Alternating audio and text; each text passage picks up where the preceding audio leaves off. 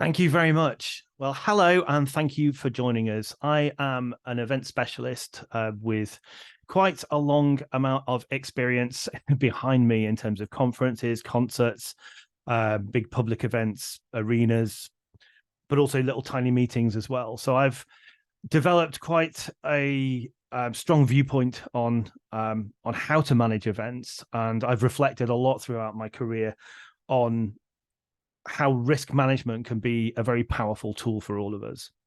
And recently I published a book called Events Are Easy, which I'll talk about a little bit, which has been the basis for building this webinar today.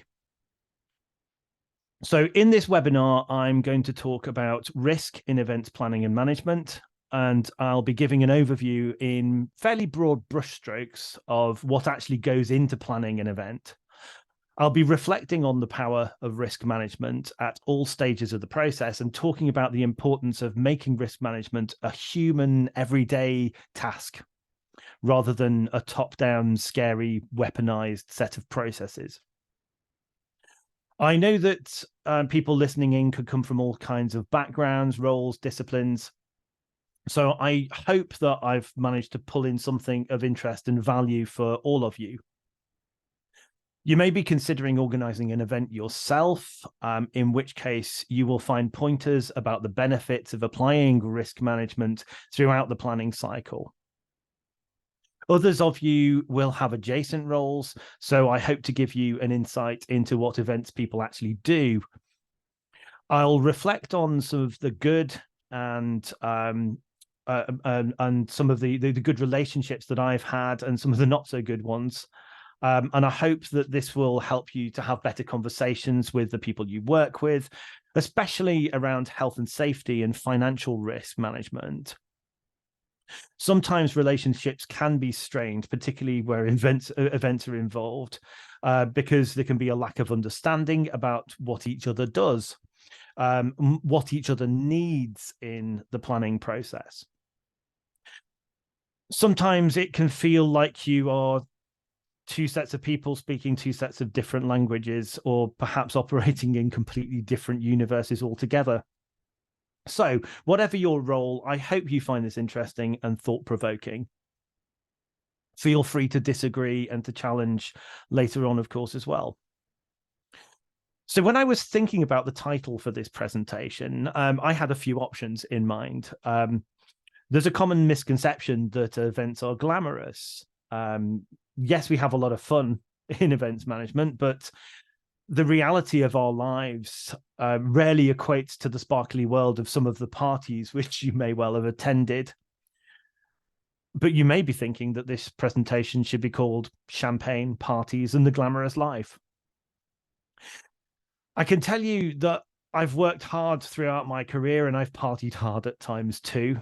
But when you boil it down, I've spent a lot of time imagining scenarios, asking what if, and making lists. When we get going with integrating risk management into everything we do for an event, you can easily lose sight of the creativity aspect. And that can have its own challenges for people who want to do one side or the other side. But I see risk management in its broadest terms as a tool or set of tools, if you will, to enable all of that good creative stuff to happen. And as much as I love it, I could have called this presentation Lists, Risks, and Slip Discs. I kind of like that title, so I'm going to use it for something else. So, events are risky business. Well, risk is right across the piece when it comes to events.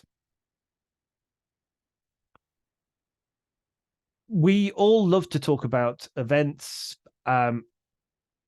as individual things. We talk about the events industry, we talk about event planning, we talk about management, we talk about delivery.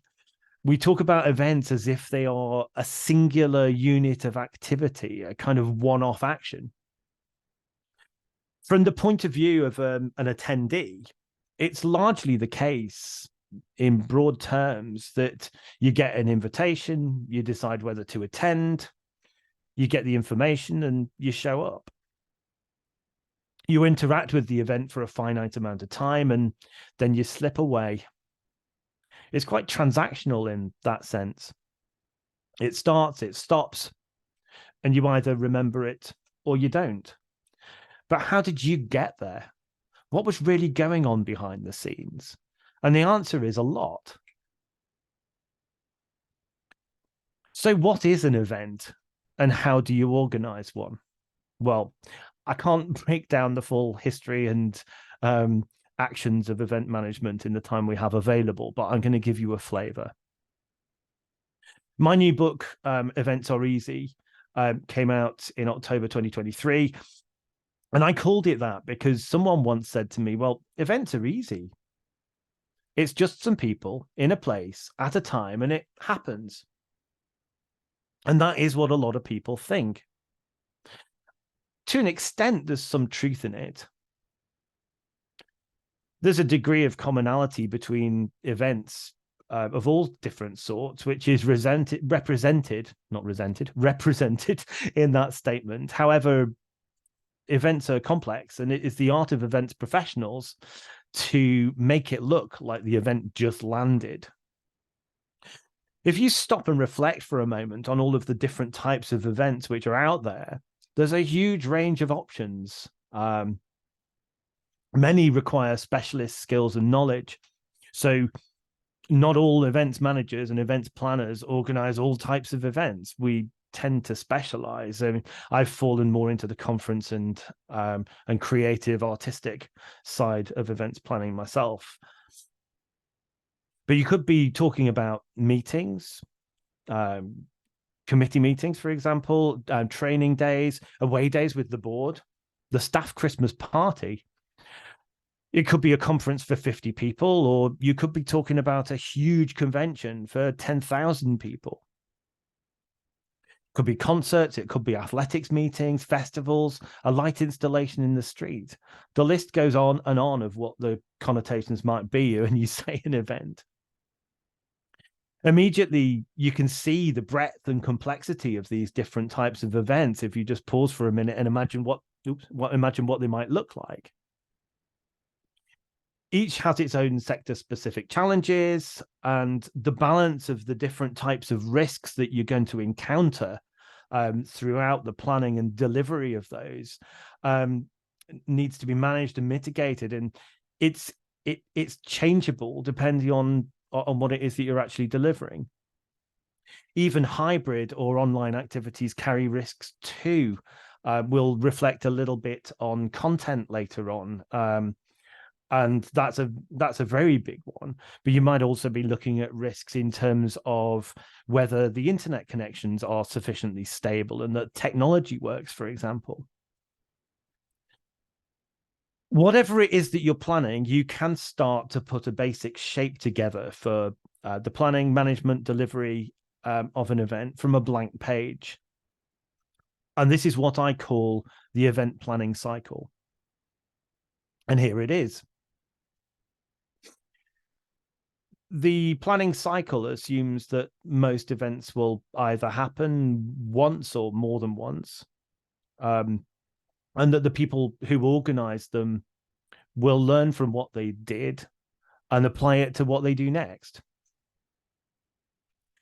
Understanding and implementing processes based on this kind of feedback loop is a way to begin with risk management in events by learning from experience, noting what worked well and what didn't, and especially understanding what particularly went wrong so that you can stop it from going wrong the next time. I've always used this with my teams as a concept to help them to see the link between two separate events, however similar or different. And I reflect on this from my own professional development too. You get good at running events by running events. It's a very experiential world. It can seem quite obvious, but being able to see this cycle can be a very powerful tool. and learning from your mistakes, especially if you need to move from a purely impulse and response-based approach to event planning to one in which everyone involved uses a combination of evidence-based and a data-driven approach. So what I was talking about before about creativity, where you're using imagination, you can stretch that imagination to get a very thorough scenario planning by closing your eyes and actually visualizing what could happen. So imagination is often talked about as being for creatives, but it is also a useful tool for all of us. And that's something to keep in mind and reflect on throughout the process, because not everything is technical in terms of risk. Sometimes you're having to imagine the unknown. So just to reflect on the planning cycle itself, it's relatively straightforward, but it helps to focus the mind. It starts in this diagram on the top left with the yellow, where we start talking about research. We do the background work before any event, and we get all that right before we design and plan. If you get the planning aspect right, then you can invite people to take part with some confidence, and you can drive forward through the actual on-the-day delivery part, which is often different people in big events, and know that all aspects of the setup and the dismantling afterwards have been considered, that they're safe, they're built into your schedules, that your timing is right, and that your project plans are ready before you move from theory to actual contracting and to getting into the reality where people are involved. At the other end of the scale, when you get around to the far end, evaluation is hugely important. It's important to understand what you did and to be able to test your processes, to test value, but it also benefits your future events. And you can see how this follows through the wrap-up stage, where you sign off on finances and you close down the project. Let's look at some of the individual risks a little bit at this stage as well, and where they fit into this process. So it starts with research. And I always talk about the W words here, the who, what, when, where, and why of an event. So why are you actually organizing the event? What is the purpose? After all, purpose is power in anything that you do. Who's the event for? And what do you want to achieve by planning it? At this stage, there's a whole world of risk management going on, whether you recognize it or not. And you should be asking big questions, like my favorite question: is an event the right thing to do? For example, you could be trying to disseminate some information through a company, and an event seems like a nice idea. The old committee meeting where somebody says, let's have an event, and everyone runs off in the direction of an event without actually stopping for a minute to think. If you go through the options available to you, you may actually be taking a significant financial risk by bringing lots of people together, by paying for a venue, by putting the cost of technology on the table, by paying for food and travel, when actually you may have achieved the same results by sending out a carefully worded document and removing that financial risk. On the other hand, you may consider that the audience that you're trying to talk to will need to be guided through some of the curated content, with plenty of opportunity to get together in a room where you can harness the power of human interaction. That kind of water cooler moment that you get in the breaks at conferences can never be underestimated. Immediately, you've identified risks in your options here. You either spend money to get everyone in a room and you have the opportunity to debate and share and potentially pacify people. But then you have the opposing risks that this could be wasteful of resources. Dig a bit further and you can easily identify that having a big group of people together too early in a project can lead to discussion heading off in the wrong direction. I've seen a number of projects which has actually been derailed by having an event, because you get a lot of people in the room where too many cooks are invited. People start chiming in about the future of a project without sufficient thought about the consequences and what's going to happen. And if you let the louder voices grip hold of the thing, they can grab the attention, the wrong ears. And if there's not been enough consideration given to how you balance the argument, then you can actually see a project going off the rails quite quickly. I've seen it happen a number of times. I'll leave that thought there for you. And it's worth reflecting on. If you've been to a conference, where is the conversation gone far away from where it was intended to be? Before you go ahead and put an event in the diary, there's also a world of risk associated with dates and times and locations. And you need to think about religious holidays, if there's any impact on attendees, major public holidays. All of these can affect your attendee numbers and whether it's actually a financial risk to try and put something out and expect the money to come back. For example, if you clash an event with something like a major sporting event or a huge show in the town that you go into, you can find that accommodation and transport is limited, or that the atmosphere in the locality is just not conducive to the work you're doing. I remember years ago being stuck in Manchester when Rangers played Celtic and they smashed the place up. It was carnage. Local people couldn't get on trains and nobody could get out the city. It was really quite scary. I was working in events at the time, and I remember thinking that if I'd been hosting a conference, it would have been some kind of hell. So when you get through your research and you establish the purpose and you're ready to go, you can dive into your planning and you can get your design ready. This is the start of the process where you look at the actual shape of the event, what it will take and how long it will be, what kind of venue will you need, and what suppliers are you going to bring on board. We'll reflect on some of the risks in some of this in a little while, but you could go in loads of different directions about this, but you need to make informed choices. For example, if you choose a venue, say venue A over venue B, because you think venue A looks nicer, perhaps it's aesthetically more pleasing, but it has lots of steps everywhere for your attendees to navigate. Is there a risk that your event will not be accessible, or it'll be less safe in the event of an evacuation, all for the sake of it looking nice?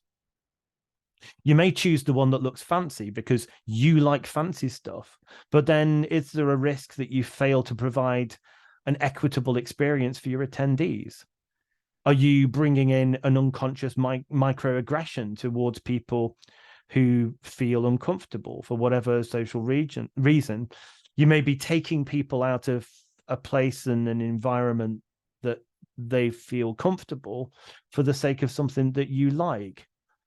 I always say this: don't plan an event for yourself. Plan it for the people who are coming. And it's where that purpose piece actually starts to come to life.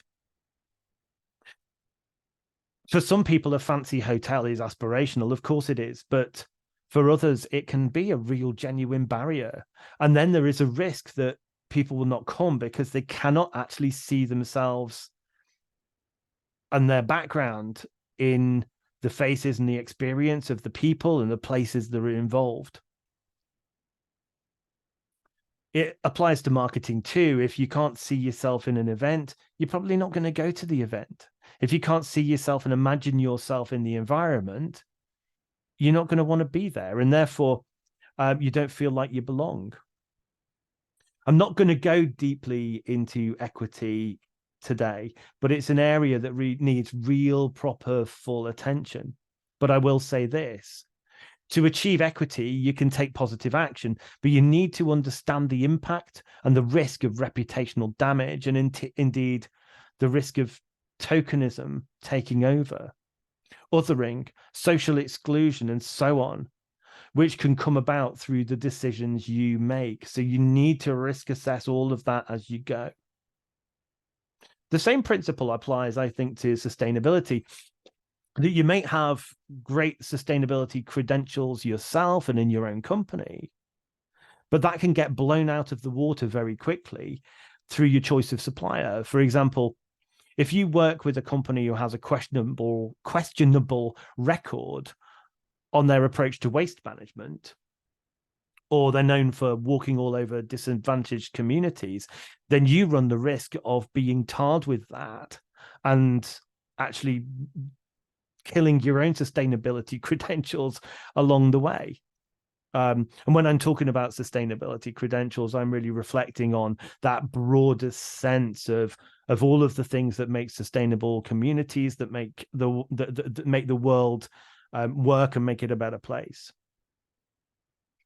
I mean, way too many people decide where an event will actually happen and what will happen there before they've actually got that purpose piece down. So you can see why it really matters to understand the planning cycle. If you don't get that research piece in place before the design and planning piece, you can end up with something which is very messy. You can commission the wrong content, you get the layout wrong, you get the wrong physical structure. And most importantly, if the who, what, when, where, and why have not been established clearly and in the right order, you'll see this in the way that attendees interact on the day, and they won't have a great experience. And of course, at the end of all of that, you need to review, you need to evaluate. There are loads of ways to get feedback and to have everybody involved. But even the review and evaluation piece is fraught with danger. I always reflect on the fact that when people give feedback, it's quite common for the people who have something to moan about to tell you what their issue is. And it's important to be able to pick those things up and reflect on them. But at the same time, you often miss out on the positive things that people have to say. So if you're in a situation where you've been asked to organize an event on behalf of, say, a committee of people, you can find that on the day, and I've been in this situation, where you deal with the front of house and you deal with the customers coming through the door. The people who are dealing with the heavy content are the speakers on the stage, so they don't really see what goes on.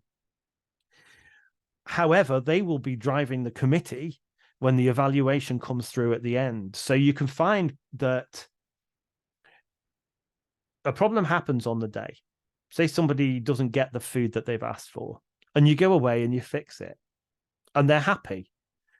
Then you send out a survey and they tell you that they weren't happy.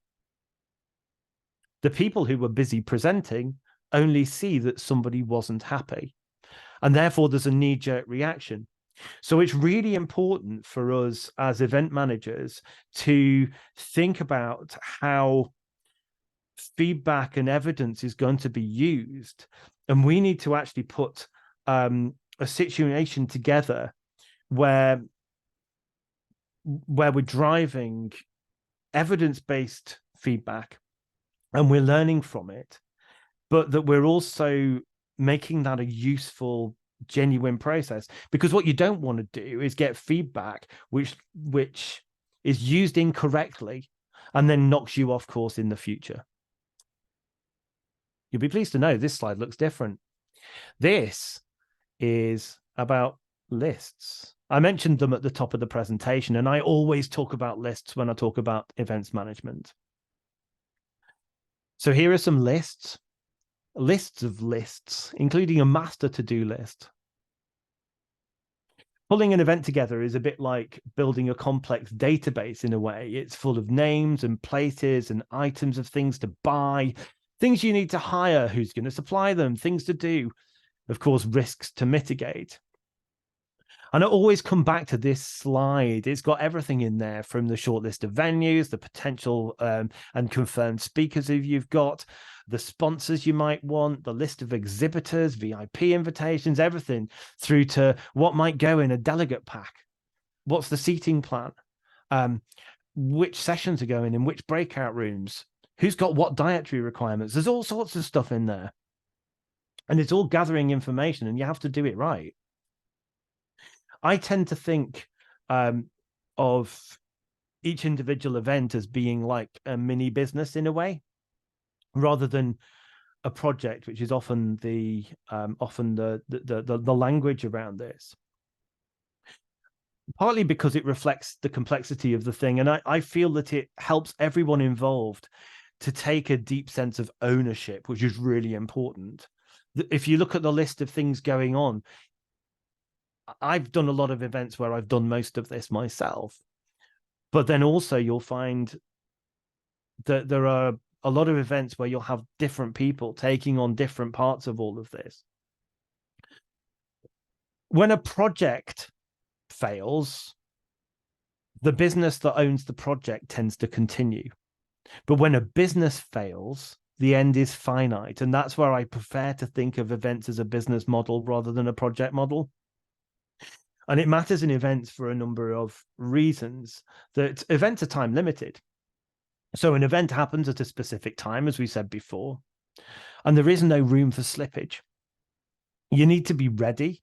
So everyone needs to understand at all stages of the process that a failure to deliver any aspect of the planning and management on time can place the success or even the existence of the event at all at risk of failure. For event managers, certainly, event failure isn't really an option we want to talk about. If you're someone who works with events people, for example, if you work in health and safety or in financial management, when we as events manager ask for something, we are sometimes in a hurry. We are usually up against a deadline. And I'm saying this with all of these list items on the screen because very often one or a small number of people are handling all of this stuff and all of the information and the tasks which go along with it. For many events, what I have fitted into one slide here can easily represent months and months of hard work. There's customer service, there's sales, there's time for lunch, there's work-life balance, whatever that is, which is all happening at the same time. What's more, there are lots of people, for example, personal and executive assistants, academics, researchers. There's a whole world of people who are doing this and organizing events. They often don't have training, and I think that's a really important thing to reflect on. So whilst they're trying to deliver an event, they're on with a completely different set of responsibilities and tasks and all of the things in their job description too. So what might seem like disorganized to you is literally a cry for help in the middle of a massively complex world. And I think that's really important to understand that.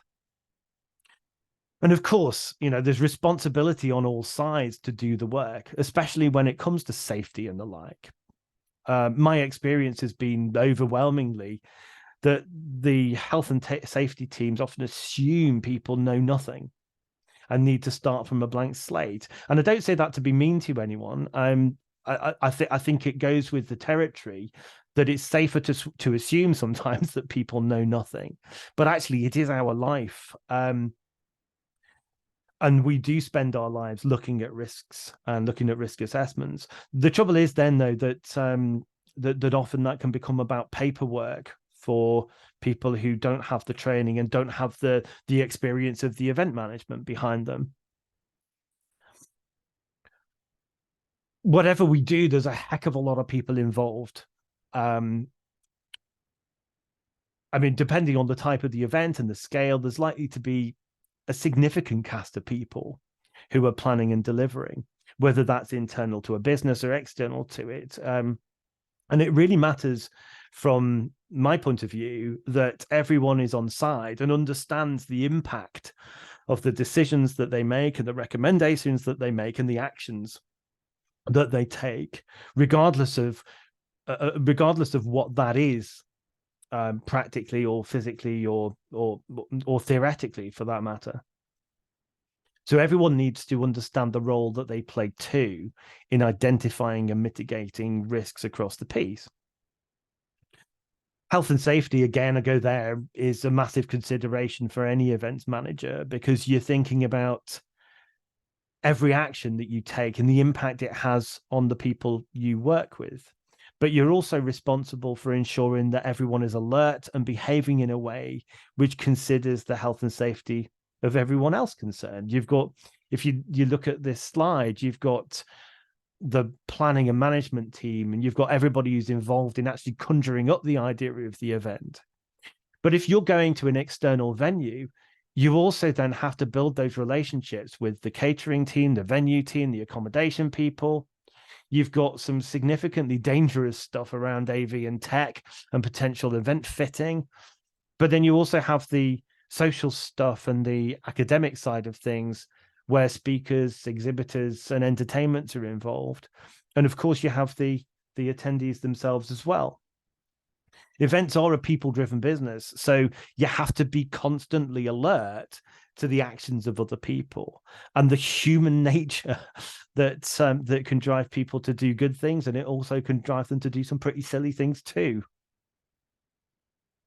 So you need to actually, if you're taking on an event, gain an understanding of the way that other people work, and learning from leadership is very important in that, to understand personality types and what interests people and what focuses them. I've been in a situation at various points in my career where I've become acutely aware, excuse me, that a contractor or a member of my team has a more cavalier approach to risk management and perhaps safety management than I do.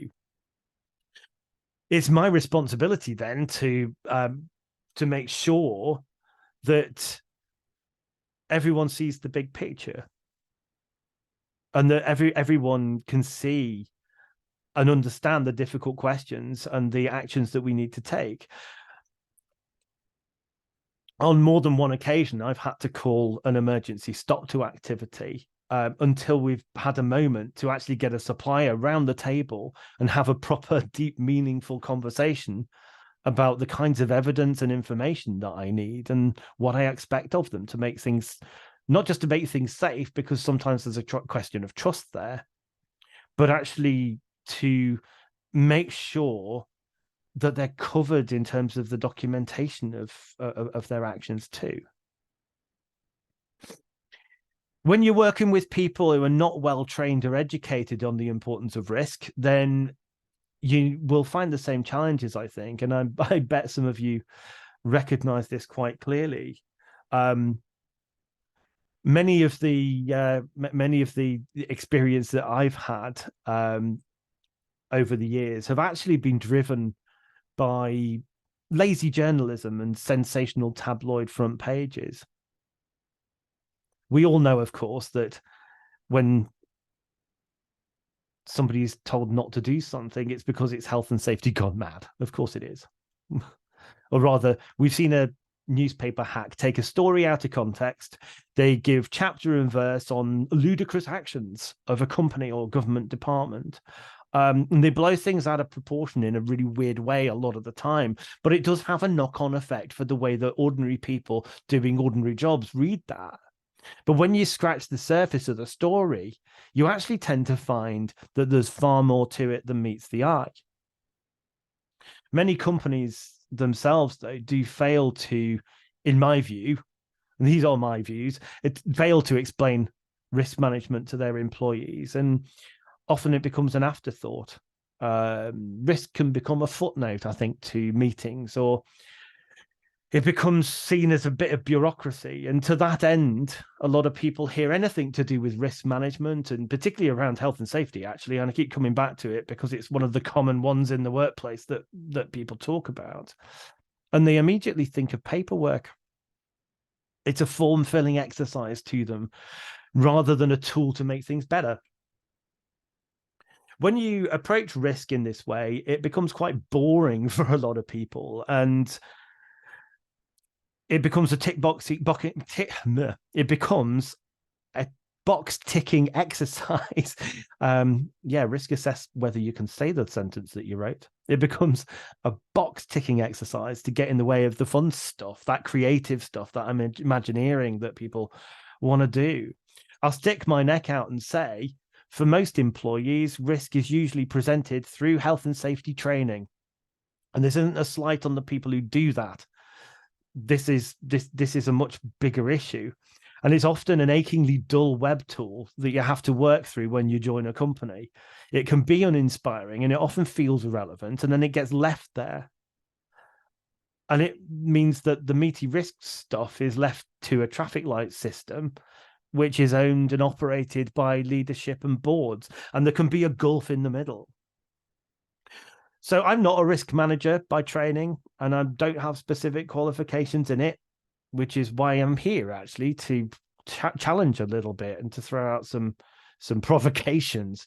I'm not saying any of these things to be offensive to anyone by any means.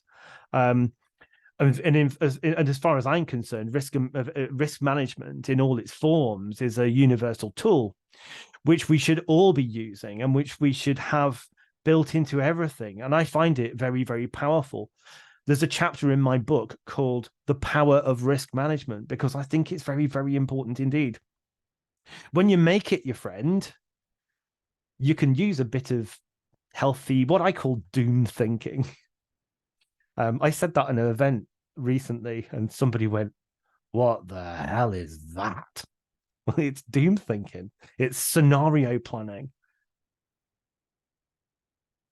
In reality, you're attending to a level of preparedness so that when something does go wrong, and something invariably will go wrong, you're ready to pivot, to take action, and you can sail through unscathed, or at least less scathed, if that's a word.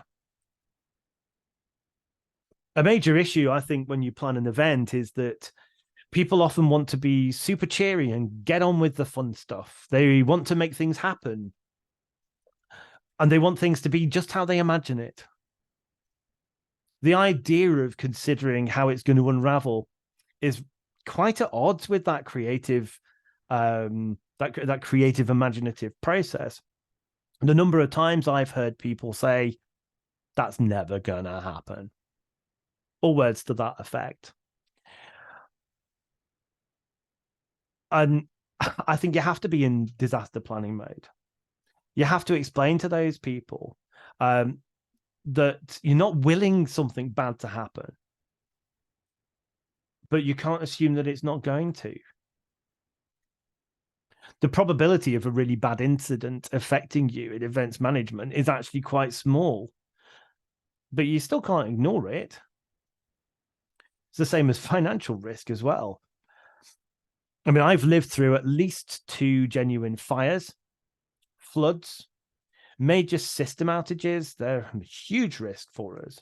Nasty accidents. And very often those accidents are things you just couldn't mitigate against. Not to mention the catastrophic impact of cyber attacks and things that are generally beyond your control. A few years ago, I was involved in planning to take a whole load of artists to a public festival. At the time, there'd been a spate of terrorist incidents which had been widely reported. And so I agreed with my colleagues. I was in a director role at the time. And I'd agreed with my colleagues that we needed to do some disaster planning and to build some worst case scenarios for this. And that we needed our risk assessments to have escape plans for going off site, cascading contact systems, and all the rest of it. Now, for some of the people that we worked with, this seemed like crazy horse behavior, and we were somehow over-egging it. And then a major incident did happen at another big venue, and it was of great public significance. The reality was that it took a bomb going off for some people to see the importance and the value of the work that we've been doing in advance. And that work that we've been doing in advance was there to enable us to continue to deliver our own events if the worst happened. And because we had actually done that work, we could, as safely as possible, continue with the event that we planned, despite what had happened elsewhere, because we knew that we were ready should something go wrong. And we knew that we could put a flag in the sand and say, look, bad things happen. We can't hide and say we're never going to go out again.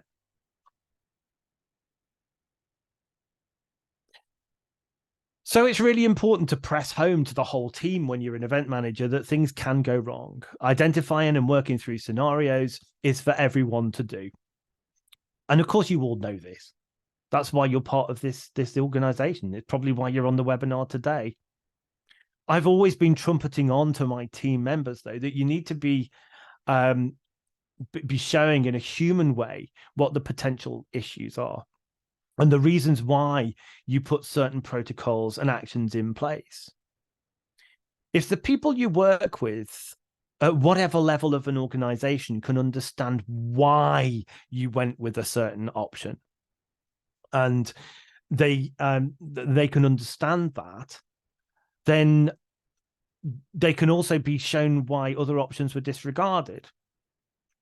You can start to build a culture then where everyone measures twice and cuts once. A culture where people understand that accountability is the currency of responsibility instead of a touch paper for blame. It's a simple question that we can ask ourselves at every stage, at every level, in every action. Risk assessment can be really light touch, actually, when everyone gets it. We don't need to slow down either, which is often a worry of people. And in fact, I've learned over the years that when you start with risk as a major consideration in your research and your pre-planning for an event, we can actually create conditions in which we move faster because we've focused on the big questions. We found a lot of the answers already, and ultimately we've cleared out the pathway to enter the planning and delivery part of the process, where we start to get into the contracting and who the suppliers are and all of that stuff. And we've been doing that in a positive and self-assured way. In a sense, it's like doing an exam when you do this.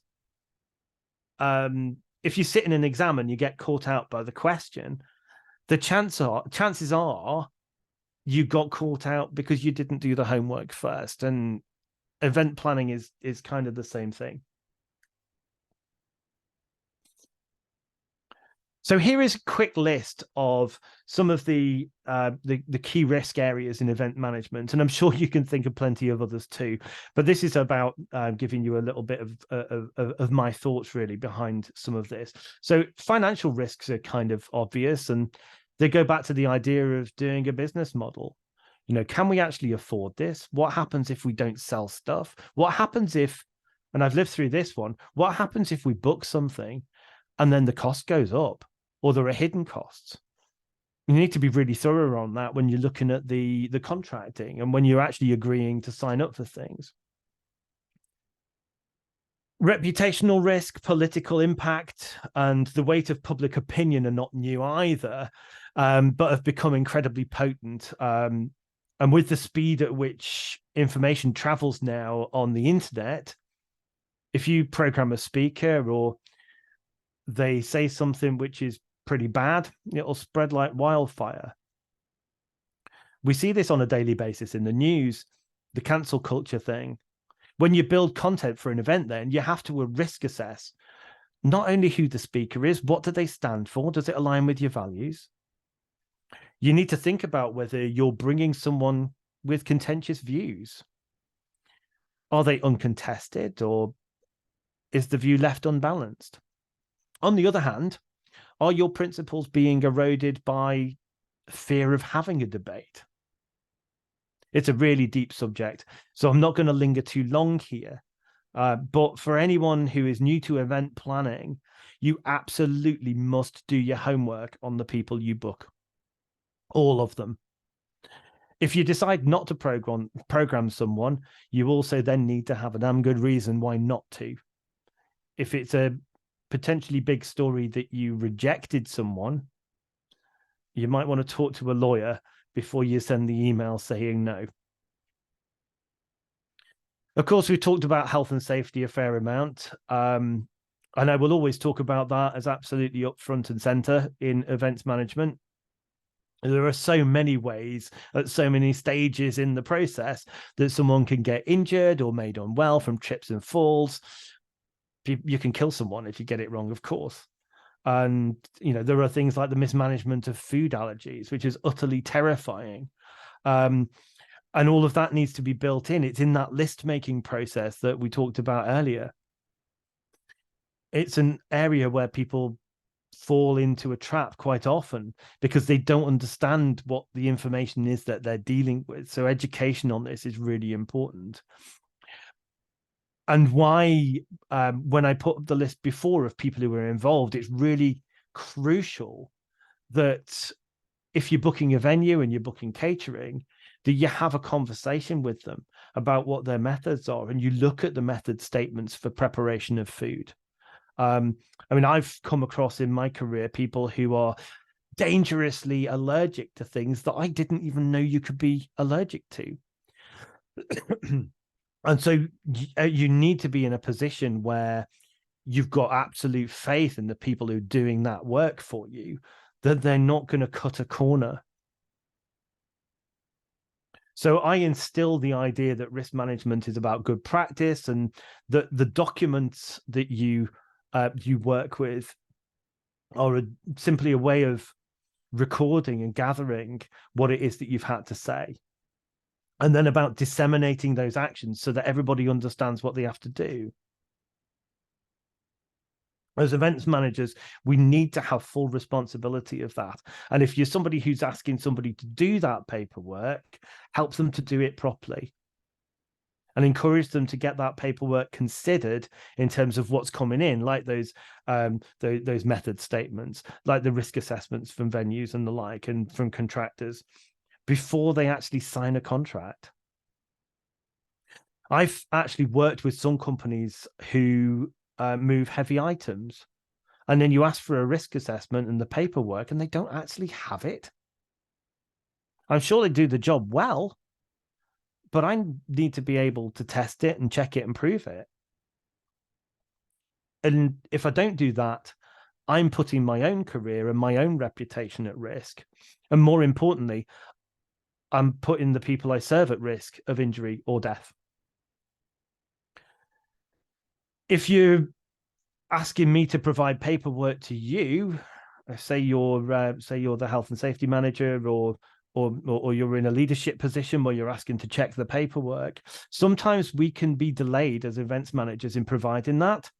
A delay from me may be because there's a delay from someone else, and I'm not comfortable completing my own paperwork until I can actually do the whole thing in the round and put the whole event book together. It doesn't mean I'm avoiding the management of the risk. It simply means that I'm not in a position to complete the record right now.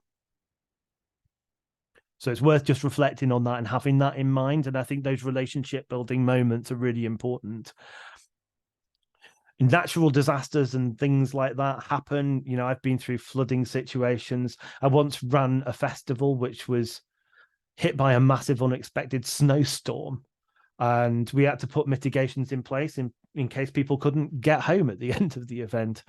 I had a marquee built which had to stand up in the middle of an incredible storm. And I remember being on the phone to a company in Germany with a translator, making sure, absolutely sure, that the design of the structure could handle the force of the wind.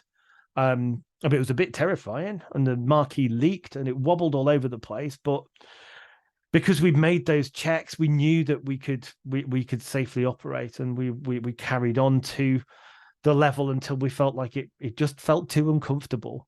And at that point, you're mitigating risk by taking people out of a building that doesn't feel right, even though you know it's safe, because there's an emotional There's an emotional connection to the event, and there's a reputational risk associated with that too. Of course, transport and the like can be interrupted by strikes. We all know that. I lost some money on some events earlier this year. There's all sorts to think about in terms of compliance as well. So, you know, if you're working with somebody who looks at the licensing and compliance issues for a venue and says, "Oh well, never mind, we don't need to worry about that." Don't let them underestimate that people will check. Often people think that they won't, and they will. I think a major risk in here as well is that skills gaps occur right across the operation. So, you know, we need to be building that training piece. I mean, throughout my career, I've had to rescue people who were dropped in the deep end and told to get on and organize an event. And one of the things I do now is that I offer a service where I will come on site with your team and help them to plan and organize an event, using coaching and mentoring to do so. So if you're sitting there and worrying about it, we can have a chat. Oops. Bear with me. Computer coming back up.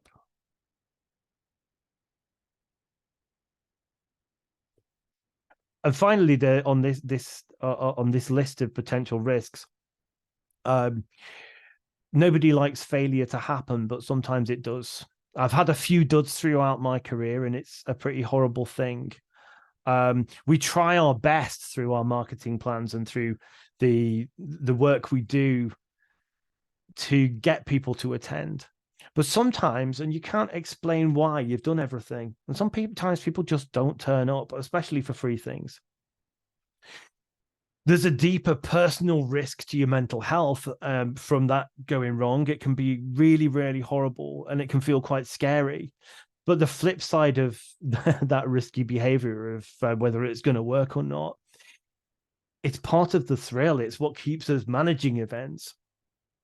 The payoff is that things go brilliantly, but we do have to then think very carefully about how we manage our mental health, how we balance out the intense level of work that we do to get an event over the line, especially a really big one, to make sure that to make sure that we're getting downtime, that we're eating properly, and all of the rest of it.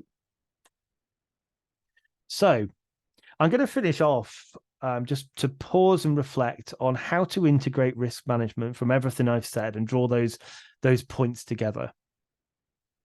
First of all, I think it's really important to say, don't get bogged down. So if you're working alongside or providing services to an events team, remember that they may need a bit of coaxing to properly understand how risk management works and how it can help them. Get them to understand what your role is, if it's different, and to find a way of working which is light touch and fleet of foot. It doesn't need to be heavy when you talk about risk, just because some of the consequences are scary. People always want to feel supported, and they want to understand what it means to mitigate risk. Nobody wants to be mired in paperwork, but if they can see the point of it and they can understand the purpose of it, then they'll come along with you. It doesn't mean you're not asking someone to do the paperwork, but if you can explain that record keeping piece and that it's a positive action which helps you to drive change, it helps you to improve what you do, and you can get people to see value in their work life, then they will come along on side. But it's an item on that list of things to do, and everyone has plenty. I think it's really important, and I've always tried to do this, to make relationships feel collaborative. And whatever your role is, if you're working with a team, that you become an enabler for people to get them interested, to get them excited, and to build risk considerations into everything that they do. So work with your colleagues, make a universal approach, and plan across the piece. Make sure everyone's recording it, understanding the benefit, and make sure it doesn't feel like a chore. Of course, it starts with good leadership in an organization. People in leadership positions need to learn to coach their teams to understand risk management and to get that built in so that it works effectively for everybody. We need to remove that gap so that the systematic and practical approaches are all actually operating naturally. So, as I said before, risk management is often used as a weapon. And I don't think that's the case from risk managers, but other people can do that if we're not careful. So we need to make sure it's not a weapon, rather that it's a needle to carry a thread through everything that we do. So let's talk openly about risk and demystify the language. Let's eliminate the fear, because that's often a big driver of what puts people off. People don't like to think about the bad stuff. But I always remind my teams and the people I work with that if we think about what could go wrong, then we can make sure it doesn't. It's as simple as that. And you can make risk management interesting, actually. You can do it by being concise, but you can also do it by learning what they do as much as focusing on what you need. And it becomes a two-way conversation then between everybody. People actually love solving problems. And if they feel like they have ownership of the solution, you're doing really well. So do that and then show the value of the risk management and do it in human terms for the people you work with. Because when people can see things in a human way, they can understand the value, then they will come with you. So events might be a risky business, but we can make it less so. And I will leave it there. So thank you for listening. I hope it's been insightful and thought-provoking. I'm tired now. If you want to buy my book called Events Are Easy, it goes into a lot more detail on all of this stuff. I've tried to condense stuff that took me weeks and weeks and weeks to write into a short webinar. You can explore my coaching and event management services with me as well. So if you want a one-to-one, I love to chat to people. It's all in the link tree. So please do also follow me and connect on LinkedIn, which you can get through that QR code. Thank you very much. Over to your host. Thank you so much, Paul. That was a really interesting presentation. I've been to a fair few events and I've seen the work that goes into them. So I kind of appreciate that they do look easy when they all work out, but everything that's happening in the background often takes far longer than people think. And we don't have any questions today. That's probably because your presentation has been really thorough. So I'd just like to thank everyone for attending. Paul, I'd like to thank you for giving up your valuable time to present to the Yorkshire and Humber branch today, and hope you've enjoyed the webinar as much as we have. Yeah, you're very welcome. I've loved it. Thank you so much for having me. It's a real honor to actually present to this group. And I hope that we can, start some real dialogue between us as well. If you disagree with anything I've got to say, shout at me, tell me. I'm all ears, because we need to learn on this together and we need to champion risk management and the importance of it. Great. We just had a few comments in actually. Say thank you, thoroughly enjoyed it. A lot of takeaways. Thanks, Paul. Thoroughly enjoyed it. Really enjoyed that. Great presentation. Thank you. So it's nice to have the positive comments, even though because it's often quite difficult when you're presenting and you can't see anybody's face or reaction. So obviously it went down as well as I thought it did. So thank you, everyone. I'd like to wish everyone a good afternoon or a good evening wherever you are in the world, and hope to see you at a IIRSM webinar soon. Take care, everyone. Goodbye.